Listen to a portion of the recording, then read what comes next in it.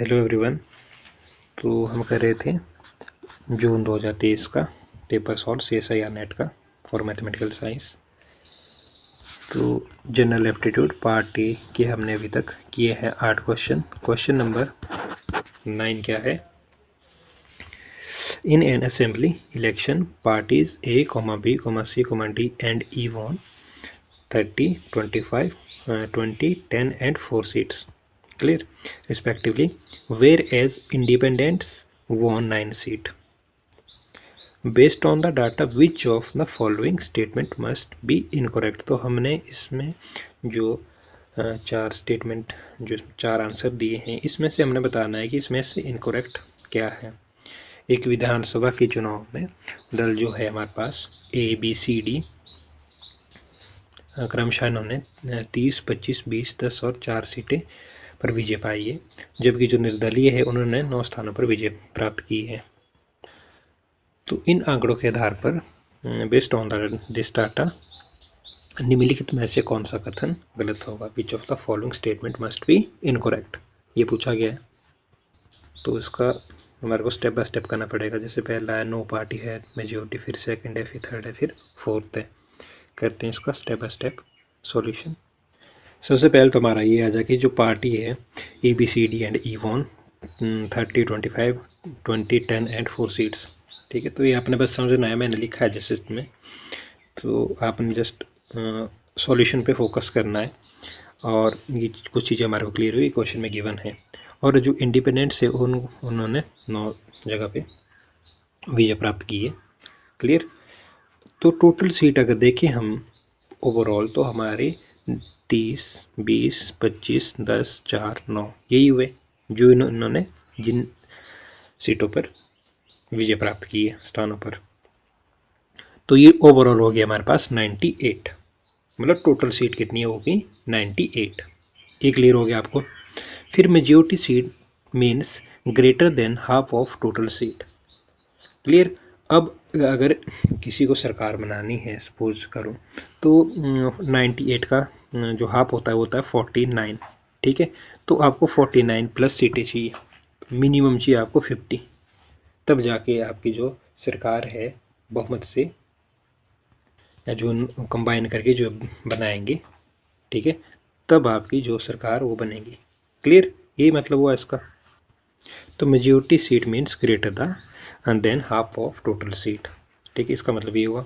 तो अगर फर्स्ट हम बात करें, जैसे हमारे को पहले था नो पार्टी हैज मेजोरिटी, जो फर्स्ट ऑप्शन थी, फर्स्ट ऑप्शन को देखेंगे हम तो so a party will be in majority if it must have seat greater than 49, जो मैंने बोला था उसका हाफ होनी चाहिए पहले मेजोरिटी के लिए, हाफ से ज़्यादा। तो आपको मिनिमम कितनी चाहिए सीटें सरकार बनाने के लिए? 50 चाहिए, क्लियर। तो यहाँ पर हमारे मिनिमम 50 सीटें चाहिए, ठीक है।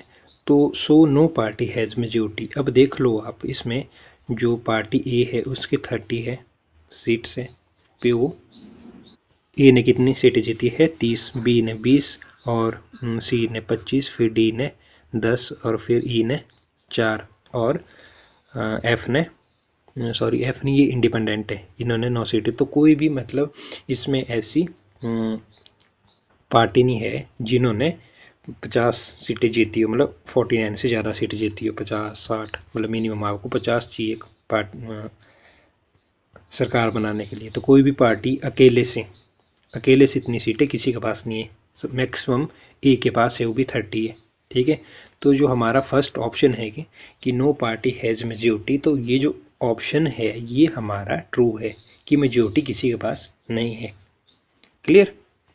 मतलब कि किसी भी दल के पास बहुमत नहीं है वो जो कि बोल सके कि हमारी सरकार बन जाएगी, जैसे होता है कॉमनली, आपको पता है सरकार कैसे बनती है, क्लियर। तो किसी भी यूनिक पार्टी के पास इतनी सीटें नहीं है, ये क्लियर हो गया।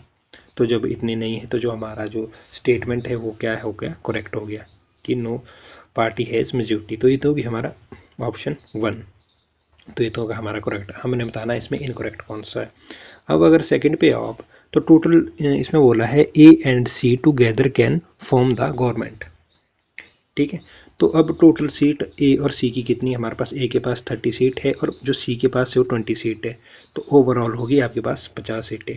अब हमारे को सरकार बनाने के लिए कितनी चाहिए, ठीक है, 49 प्लस से ग्रेटर, क्लियर, या तो 49 चाहिए या 49 से ज़्यादा मिनिमम,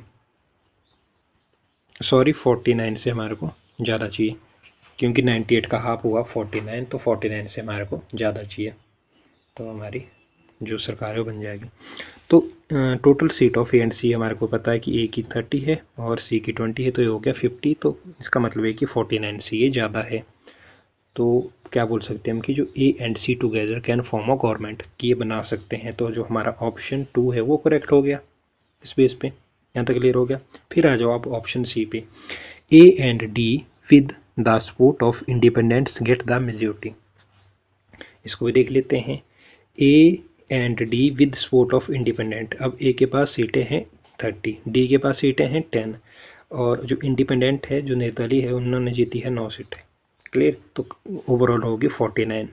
लेकिन हमारे को सरकार बनाने के लिए कितनी सीटें चाहिए, एबव 49, मतलब 49 प्लस चाहिए, लेकिन ये टोटल कितनी हो रही है सीटें 49, इसका मतलब ये है so A and D with the support of independent can't get majority, इनको नहीं मिलेगी सर, ये मेजोरिटी नहीं बना सकते, मतलब इनको बहुमत नहीं मिलेगा, क्लियर, तो जो बहुमत नहीं मिलेगा तो ये तीनों आपस में सरकार नहीं बना सकते। तो जो हमारी ऑप्शन 3 है वो है इनकरेक्ट, फर्स्ट हमारी करेक्ट थी, सेकंड भी करेक्ट थी, थर्ड हमारी इनकरेक्ट है। अब फोर्थ को देखते हैं। इसमें बोला है N MLA of E can become chief minister, ऐसा बोला है जो हमारी पार्टी है कि जो ई है वो ई का एक विधायक मुख्यमंत्री बन सकता है, तो वो बन सकता है अगर इनकी आपस में ये कंबाइन बहुमत मिल जाए इनको, ठीक है, तो ये नेचुरल बात है। तो if E support A and D, ठीक है, on the condition of CM seat this is possible, तो ये पॉसिबल है, क्लियर बात है कि अगर सपोर्ट करते हैं ये मिलके अगर सरकार बनाते हैं ई, ए और डी, तो नेचुरल सी बात है कि ये जीत जाएंगे, तो ई का कोई एक जो विधायक है वो सीएम बन सकता है, क्लियर। तो जो हमारा ऑप्शन 4 है वो भी है करेक्ट। तो हमारा इनकरेक्ट कौन सा हुआ इसमें, ऑप्शन 3 ये वाले, कि A and D with the support of independent get majority. तो जो इसका ऑप्शन 3 है A and D with the support of independents get the majority, ये हमारा इसमें रॉन्ग है, इनकरेक्ट है, क्लियर। तो ये था हमारा क्वेश्चन नंबर 9। तब देखते हैं क्वेश्चन नंबर जो हमारा 10 है।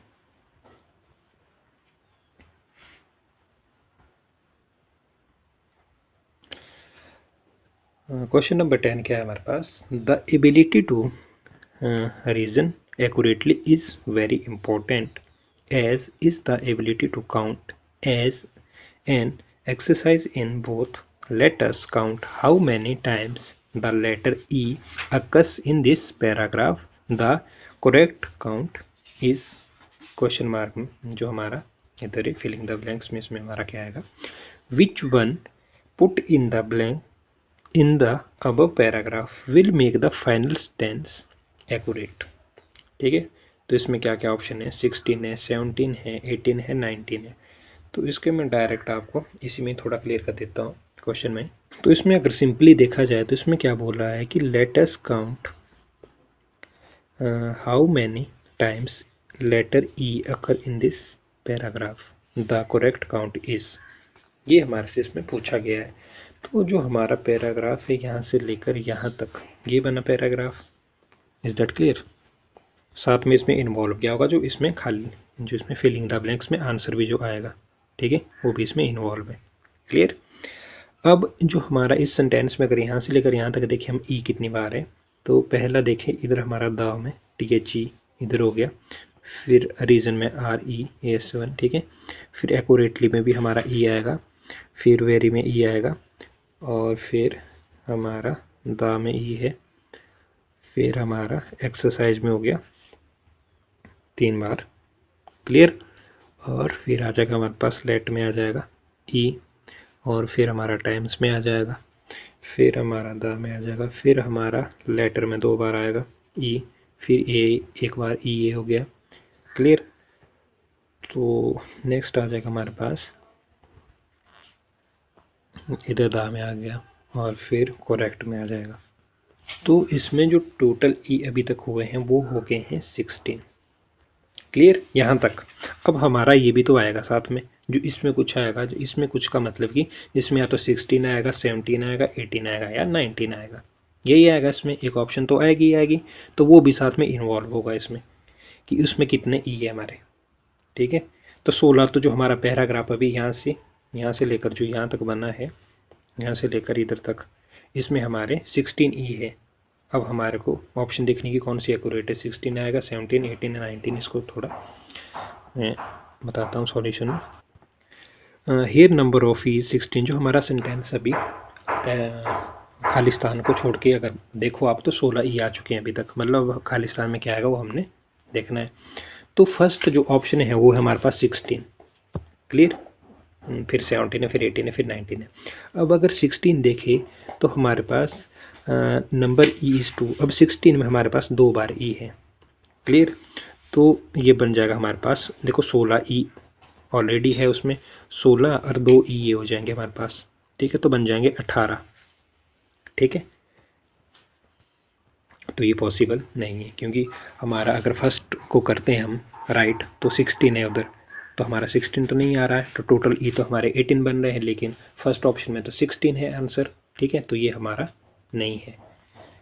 तो फिर आता है सेकंड हमारा 17। अब 17 में हमारे पास ई 4 टाइम है, 1 2 3 4, SEVEN TWN। क्लियर, तो अब देख लो 16 हमारे पास ऑलरेडी थे पैराग्राफ में, ई 4 हमारे इसमें हो जाएंगे, तो 16 4 हो गया 20। अब 20, तो सेकंड ऑप्शन में है हमारे पास 17। 17 का मतलब होता है 17, और हमारा आंसर आ रहा है 20, तो ये भी नहीं होगा। समझ रहे हो? क्लियर। अब थर्ड देखो, थर्ड है 18 ऑप्शन। अब 18 में हमारा 1 2 3 3 ई है हमारे पास 18 में भी। अगर फिलिंग द ब्लैंक्स में हम पुट करते हैं इसको, तो टोटल ई थे हमारे पास पैराग्राफ में 16 अभी तक, और 3 इसके हो जाएंगे, तो 16 3 हो गए हमारे पास 19। लेकिन हमारे पास आंसर तो इधर 18 है, तो ये भी नहीं होगा, फिर तो 19 होना चाहिए था, इधर भी नहीं है। फिर आ जाओ आप फोर्थ पे, 19। फोर्थ में है आंसर 19। तो here number of E is 3। Clear, इसमें हमारे पास 3 ही है, 1 2 3। ठीक है, 3 है, तो टोटल ई थे हमारे पास पैराग्राफ में 16, और 3 इसमें भी है, तो 16 3 हो गए 19, और हमारा जो ऑप्शन है वो भी है 19। 19 मीन्स की 19, तो ये हमारा एक्यूरेट है। तो जो हमारा फिलिंग द ब्लैंक्स है उसमें हमारे पास आएगा 19। क्लियर, कैसे देखो, जो हमारा पैराग्राफ था उसमें हमारे पास 16 ई थे, फिर जो फिलिंग द ब्लैंक्स था उसमें हमारा 3 ई आ जाएंगे। ठीक है, तो हो गए 19, और ऑप्शन भी हमारे पास 19 19। तो क्लियर है। तो इस तरीके से हमारी जो ऑप्शन 4 है वो हमारी राइट है। तो क्वेश्चन नंबर जो हमारा 10 है उसका राइट आंसर है 19। ठीक है, हमने सॉल्व कर दिया है। क्लियर। अब हमारे पास question number 11, two database, two data sets A and B have the same mean, which of the following must be true। अब इसमें 4 ऑप्शन दिए है, ट्रू कौन सी है, तो करते हैं इसका भी सॉल्यूशन। तो करते हैं इसका सॉल्यूशन क्वेश्चन नंबर 11 का। अब इसमें जो कॉन्सेप्ट है अर्थमेटिक मीन का क्या होता है, sum of observation over total number of observation. ठीक है, ये होता है हमारा अर्थमेटिक मीन, ये कॉन्सेप्ट इसमें यूज होगा। अब एक्सप्लेनेशन पे देखते हैं। Two data sets A and B have the same mean, question में बोला है, तो हमने क्या बोला कि लेट द ऑब्जर्वेशन ए, हमने लेट कर दिया ऑब्जर्वेशन ए को 2 4 6, एंड ऑब्जर्वेशन बी को मान लिया हमने 4 एंड 4,4। तो जो ए का जो मीन होगा, सो मीन ऑफ ए, इसको ऐड कर दो, 2 + 4 + 6 divide by 3 is equal to 4। Clear, इसका 4 आ जाएगा, क्योंकि 6 + 4 होता है 10 + 2 होता है 12, 12 डिवाइड बाई 3 आ जाएगा आपके पास 4। एंड मीन ऑफ बी, अगर इसका मीन निकाले हम तो ये आ जाएगा हमारे पास 4 + 4 2 टर्म है डिवाइड बाई 2, तो ये आ जाएगा 4 + 4 होता है 8, 8 डिवाइड बाई 2 होता है 4। क्लियर, तो यहाँ से आप क्या बोल सकते हो, जो मीन है ए का वो किसके इक्वल है, मीन ऑफ बी, मतलब 4 = 4, कि mean of A is equal to mean of B. तो अगर हम फर्स्ट स्टेटमेंट देखें, फर्स्ट स्टेटमेंट क्या है हमारे पास, सम ऑफ ऑब्जर्वेशन इन ए, ये बोला था is equal to sum of observation in B. तो सम ऑफ ऑब्जर्वेशन इन ए वो आ जाएगा हमारे पास 2 + 4 + 6, वो आ जाएगा 12। क्या आ जाएगा? 12। और इसी तरीके से and sum of observation of in B वो आ जाएगा हमारे पास 4 + 4, क्योंकि हमने लेट कर दिया था कि इधर हमने लेट किया था कि जो let the observation of A is equal to 4 6 and observation of B is equal to 4,4, यही हमने इधर कर रहे हैं, ये हमारा खुद हमने एज्यूम किया था। तो हमारे पास ऑब्जर्वेशन भी हो जाएगा 4 + 4 हो जाएगा 8। तो सो नॉट इक्वल। अब हम क्वेश्चन में देखो, उसमें बोला था कि sum of observation of A is equal to sum of observation B. अब जो 12 है डज नॉट इक्वल टू 8, तो हमारा ये इक्वल नहीं है, सो नॉट इक्वल। तो जो हमारी ये स्टेटमेंट है ये फॉल्स है। और हमारे से पूछा क्या गया है कि which of the following must be true, true कौन सी है वो देखनी है हमने। तो जो फर्स्ट स्टेटमेंट है हमारे पास वो हमारी फॉल्स है। फिर आ जाओ सेकंड में आप, इसमें क्या बोला है हमारे को कि mean of the square of observation in A is equal to mean of the square of the observation in B.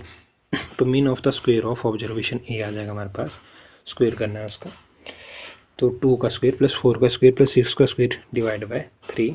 तो ये आ जाएगा 2 का स्क्वायर हो गया आपके पास 4, 4 का स्क्वायर हो गया 16, 6 का स्क्वायर होगा 36 डिवाइड बाय 3। तो ये बन जाएगा आपके पास 36 और 4 40, ये बन जाएगा आपके पास 56। तो ये हमारे पास सम अप करके आ जाएगा 36 और 6 42, 10 52, 4 56, ये आ जाएगा हमारे पास 56/3। ठीक है, तो ये आ जाएगा हमारे पास 18.6। इसमें मैंने 3 लिखा है, पता नहीं ये शायद मिस्टेक से लिख दिया है। तो ये आ जाएगा हमारे पास 18.6, जो हमारा mean of square of observation A है। क्लियर। अगर हम बात करें फिर next mean of the square of observation in B, तो वो आ जाएगा 4 का स्क्वायर + 4 का स्क्वायर डिवाइड बाय 2। तो आ जाएगा 4 का स्क्वायर होता है 16, 4 का स्क्वायर हो गया 16 डिवाइड बाय 2। अब 16 + 16 होता है 32, 32 डिवाइड बाय 2 आ जाएगा हमारे पास 16। क्लियर।